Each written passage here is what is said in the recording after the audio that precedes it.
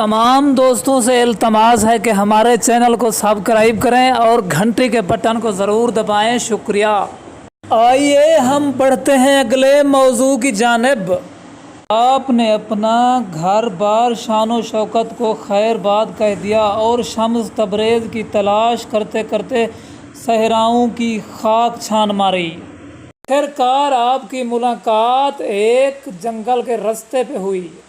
तबरेज़ ने मौलाना से पूछा कि मुजाहिदा और रियाज़त का क्या मकसद है। मौलाना ने कहा इत्तबाए शरीयत। शम्स तबरेज़ रहमतुल्लाह अलैह ने कहा ये तो सब ही जानते हैं, लेकिन मकसद इल्म और मुजाहिदे का ये है कि वो इंसान को मंजिल तक पहुंचा दे। इल्म तुझे रास्ता ना दे सके यानी कि हकीकत का, उससे जाहिल होना बेहतर है। इन जुमलों से मौलाना इस कदर मुतासर हुए कि फ़ौरन शम्स तबरेज़ के हाथ पर बैयत हो गए।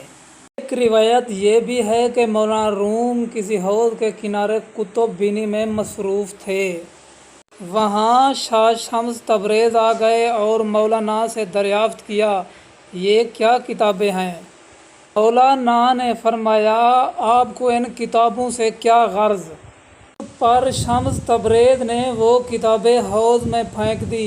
मौलाना को सख्त रंज हुआ और फरमाया मियाँ दरवेश, तुमने ऐसी चीज़ें ज़ाये कर दी हैं जिनमें बड़े नादिर नुक्ते थे।